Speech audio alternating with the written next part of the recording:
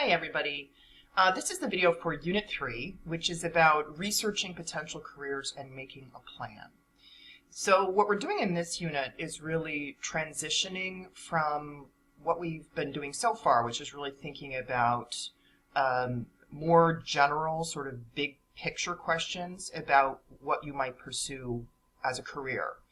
So for example, in Unit 2, you were thinking about what kind of role you might play, right, in whatever kind of career field you might pursue. Are you the person who's interested in, being the one who comes up with a big idea, or are you the person who wants to execute a plan? Do you like to work independently and have sort of total control over your work, or do you like to collaborate with a team? Those kinds of questions, right? And those are important questions to ask. They help you understand, again, what is satisfying to you in work in general, and what you think you're good at or could be good at. So we're going to move from those more general questions to, in this unit, really looking at specific career fields and how you can apply what you've been thinking about in terms of what kind of work or what kind of role you might like to play to a specific career path. Okay, so that's really the goal. We're still going to think about those sort of bigger picture issues, like what kind of a work life do you want to have? But we're going to also start looking at specific jobs and what it takes to get them, right, down the line. So that's our agenda for this unit, and that's what I'm going to talk about in this video. Okay, so here is sort of the premise for the exercises and work you're going to be doing in this unit. I think of this as sort of a three-step process. And the first step is to think into the future about where you'd like to end up in terms of a career. So instead of what I think many of us often do, which is to think about what am I going to do next, right? Like I'm going to graduate this year for many of you. What job am I going to get, next year, right? Or in the next couple of years? That's also an important question, and we'll also work on that. But I'm asking you to not start with that question, but to start with the question of where would you like to end up down the line in 10 years or 20 years, right? Given that most satisfying careers take a while to build, right? You don't go directly from your undergraduate degree into that, end-all be-all job that you want. So where would you like to end up, all right? So one way of asking that question is what kind of career or work life do you want, okay? And toward that end, one of the things you'll be doing in this unit is filling out a career worksheet, all right? And this is precisely what I'm saying here, what you'll be doing on the worksheet, which is envisioning yourself many years down the road and thinking about what that future position would look like, right? And some of it is folding in things we were talking about in last unit, right? Do I want to be in a position where I have a lot of autonomy and I work really independently? Or do I like to work sort of in a closely regimented sort of organization where I'm, sort of engaging with other people on a timeline every day, right? So some of it is that more general stuff.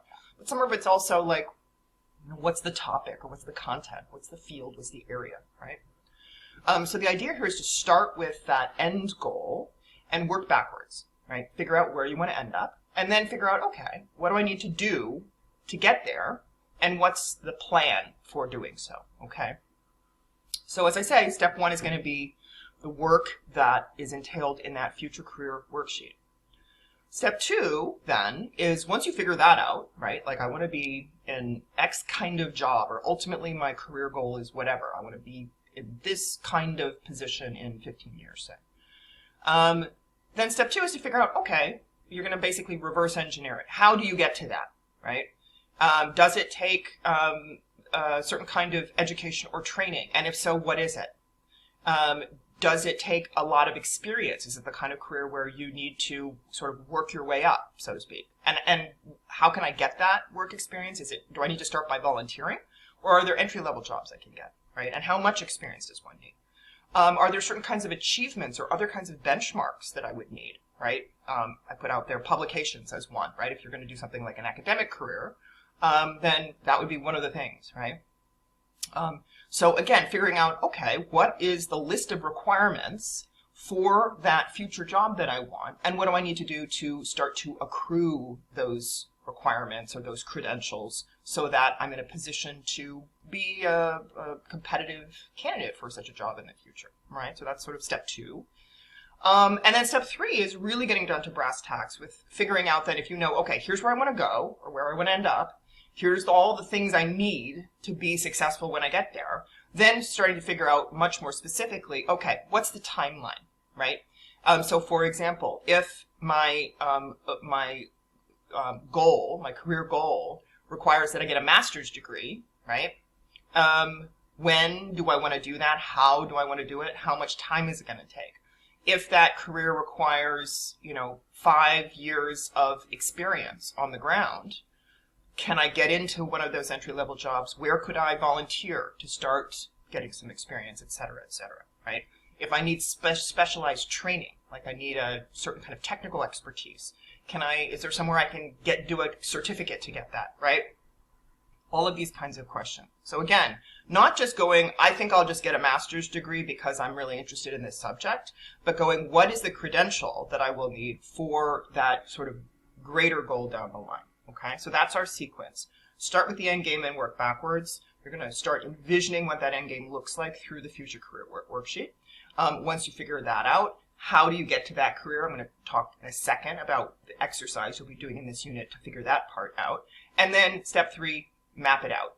Come up with an actual timeline with specific benchmarks that you're going to meet. Okay. A few things to keep in mind throughout this entire process, throughout all these steps that I've just described.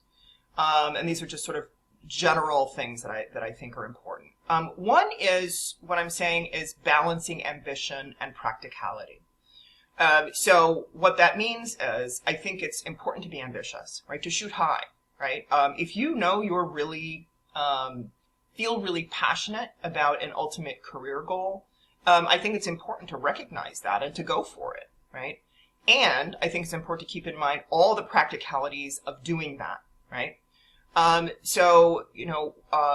How mobile are you, for example, right? In things like training and career options. Are you willing to live anywhere, or do you want to live in a major city, or do you want to stay in the Chicago area, right? If it's crucial for you to stay around Chicago, again, just build that into how you map out achieving that goal, right?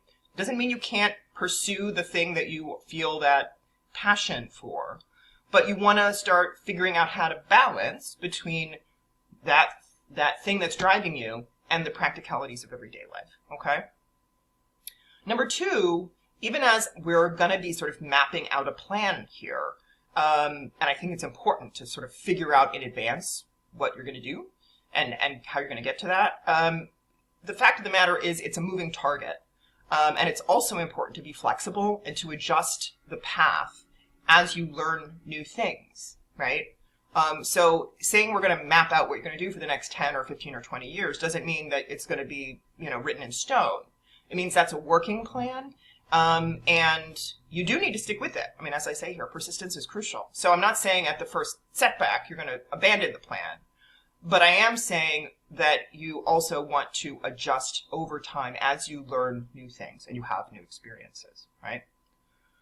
Part of knowing how to and when to adjust the plan, I think, comes from getting in the habit of checking in with yourself frequently, right? And that's about all aspects of the process. I think it's really important as you start to set off on a plan towards or a path towards a career to ask yourself frequently, do I enjoy this, right? I thought I wanted to do this. Now that I've started doing it, do I like this? Is this fulfilling? Is this satisfying, right? Is this getting me where I want to be in life? Does this make me happy? Doesn't mean that any career path is going to make you happy all the time, right? Like, we all know that it's going to be up and down. But I do think it's really important, right? I mean, it's not uncommon to think you want to do a thing and start doing it and go, actually, I like this less than I thought. Or there's a piece of it that I really like, right? But I can actually do that more effectively in another field, right? So,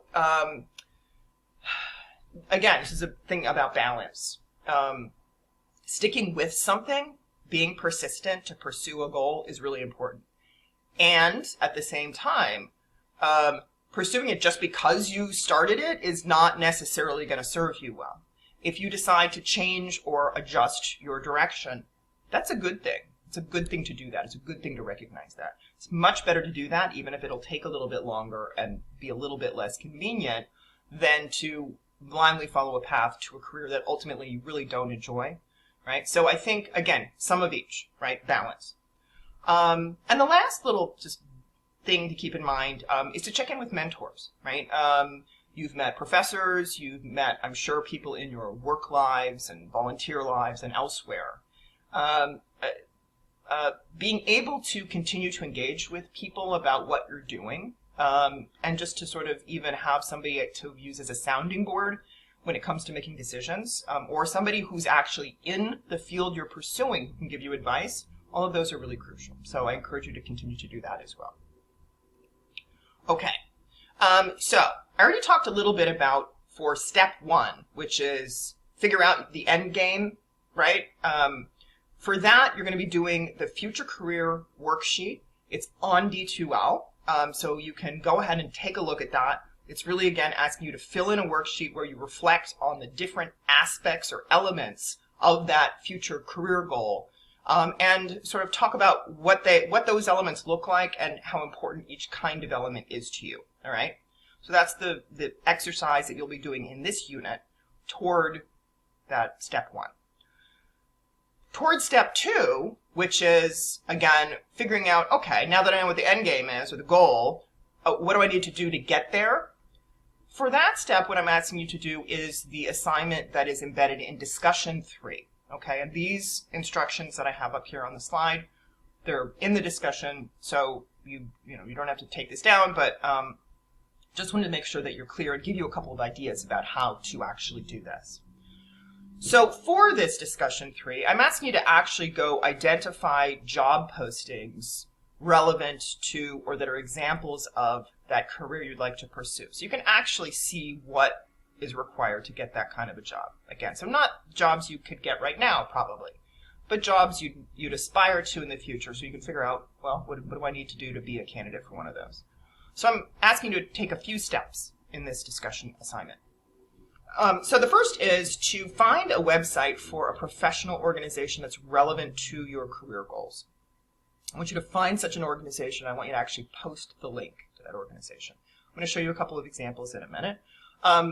Basically, any field, any job field, there are organizations that are, sites for resources and communication among the people in that profession. Okay, so if you just, get on Google and look for a professional organization in field blank, you will find examples of that. So I want you to find one of those and post the link and take a look at what that website actually offers. All right. Step 2 is through either that website, right? Many of those professional organization websites also have job listings, right? So if you find one that already has the information, you can go ahead and use it, or you can use any other job site or website. And again, I'll give you a couple examples in a second, to find at least one job posting that represents your career goal, okay? So again, not a job you can get right now, not an entry-level job, but the job that would be sort of your dream job for the future, where you'd like to end up down the line. And I want you to post the link for that job posting if you can, or if not, at least a description of the job that you found, right? The link is easier if you could do that, so we can actually look at what it looks like, right? Step 3 then is that I want you to, again, within that posting, or you can just copy and paste it into the discussion. I want you to identify within the ad what the requirements for the job are. Okay, so if you're doing a screenshot, you can sort of highlight it, or you can just again copy and paste it into the discussion. Identify within the job what are the requirements for the degree, right? Job ads will typically say you need X amount of education, right? You need a bachelor's degree, or you need a master's degree, or you need a PhD, or you need 5 years of experience in the field, or you need training in this, or you need to be bilingual, or whatever the things are, right? All the different things. You need to have, excellent writing skills. There's usually a whole laundry list of things they say. These are the qualities and the credentials that we're looking for in our candidate, right? So that you'd know whether you should apply or not. So I want you to find those in your chosen dream job ad, okay? And I want you to put that also in the discussion. And then the last part of the discussion is to reflect on that. So I want you to answer the question, what steps will you take over the next several years toward achieving those long-term career goals? And of course, you'll also be engaging with other students about this, all right? So again, this is, it may feel like, well, how do I know? Well, I mean, part of it is to start checking it out and figuring it out, right? I'm not going to make you actually, stay the course until you get this job. This is an exercise. But again, the main point here is to start thinking about where you'd like to end up so you can work backwards from there. So let me show you a couple of examples then of the kinds of websites that are relevant to this exercise I'm asking you to do, okay? And again, you can, I'm also posting this PowerPoint, right, in addition to the video. So if you want to actually use some of these links, you can. But these are really mostly sort of examples, and you can probably find some that are more specific to what you want to do. So I found a couple of examples of, as I mentioned, professional organizations have websites where they have lots of resources, including job postings. So I found a few examples. I'm an anthropologist. So the ones I pulled out here are ones that are relevant to students interested in anthropology, although not exclusively. And so this is, again, just an example. So you're going to be looking for these for your own area of interest. But let me show you what I found. So this one is the major professional organization for anthropology. And again, it's a website that has, all kinds of stuff in it, but the part that I included the link to is sort of the job part, right? So as I said, professional organizations have often a job posting area. So this is the sort of career part of the American Anthropological Association's website. So you can look at jobs, you can post your resume. There's also, this is for, people who are putting up job ads, right? But if you were interested in a job as an anthropologist, you could, again, go to this website and click on the link and see what's available. Now, anthropology, as it happens, most of the jobs in the field of anthropology are academic jobs, right? So most of these are going to be jobs for professors, right? So I'm not saying that that's what any of you is particularly interested in. This is just one example, right? In other fields, you're going to find a mixture of, maybe some of them would be academic and some of them would be, for practitioners. Anthropology, as it happens, there aren't a lot of non-academic jobs, right? So most of these, as you see, are for, assistant professor of this, assistant professor of that, okay? So again, just one example. So let's go back to our list here. So that's one professional organization. Here's another one. This is for a museum, a professional organization for people who work in museums, right? And this particular website has a lot of advice for entering that field, which is really great, in fact. So it's sort of a career guide for pursuing museum work, right? How to do it, how to pursue it, what you need to do, etc. So that is especially useful. And then they also, again, have job postings, right? So you can look at jobs as well as, sort of get advice. So if you want to actually see what the job postings look like, again, this is in the sort of sector of museums. Museum jobs are a little bit more, in the anthropology postings I just showed, like 90% of those are like professor of this, professor of that, right? In museum work, it's more complex, right? So there's more different kinds of jobs, so here's one that is Director of Education and Public Programs, right? And this is at a museum at Duke University, right? It's just a random example, right? But this is the kind of thing we want to check out, right?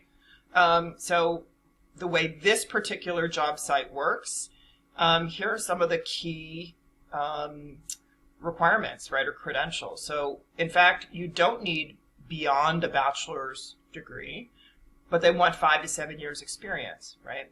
And they go on to talk about specifically what you'd be doing and what they are looking for, right? So, again, if you're interested in museum work, for example, reading a bunch of these job posts would be super important, both to figure out, well, gee, how much schooling or how much experience do I need? And to see the kind of the titles for the different kinds of jobs, right? That will give you a better sense of how work is organized within the museum sector, okay? Again, just an example. And here's a final example of a professional organization's job site, or the job part of their website. This professional organization is the American Academy of Forensic Sciences. Again, I put this up just because this is an area that overlaps in some ways with anthropology, and some anthropology students are interested in. So the American Academy of Forensic Sciences is a professional organization, and they have a job posting site. So if you're interested in forensics, right, here's a whole bunch of different kinds of jobs, right? And they're different from one another. You could be a DNA examiner, or you could be an administrator, right? Here's one for a forensic anthropologist, right? But that's actually a PhD level position, right? So if you want to be a forensic anthropologist, you need to be prepared to get a PhD to do so. But if you don't want to do that, but you still want to be in the forensic sciences, there's a lot of other things you can do, right? So again, this is exactly why coming to one of these sites, reading a bunch of these ads, right, and figuring out, which of these sounds like something I'd like to do in the future, and what do I need to do to get there, okay? All right, so those are, again, just some examples of professional organizations. Now, as I said in the instructions for the discussion, you can use whatever, I do want you to find a professional organization. You can use that site as the source for your dream job, or you can use any other. And there are, as I'm sure you know, lots of other websites out there that post job listings. So feel free to poke around. And here, again, just a few examples. This is a site for U.S. government jobs. It's called USA Jobs. So if you're interested in figuring out jobs, in the public sector, this would be a place to look. And again, they have jobs in all kinds of fields. So that's, again, just a sort of a more general job site you might look at. Glassdoor, again, really broad. I'm not going to go ahead and log in. I have an account with them. You can get a free account. It's an easy way to look for jobs, but there's a bunch of these sort of more generic kinds of job sites. Feel free to look at one of those as well. And then the final one that I thought I'd share is, which again is something that a lot of anthropology students are interested in, but I'm sure others as well. This is a website it's all jobs with non-governmental organizations, so particularly in, for example, international development and relief. Some of these are sort of ongoing jobs, some are consultancies, but if you're interested in doing a sort of humanitarian service kind of job, then this might be a place to look. And some even, here's one that's an internship, right? So again, NGO Job Board is another one, just food for thought for those of you who might be interested.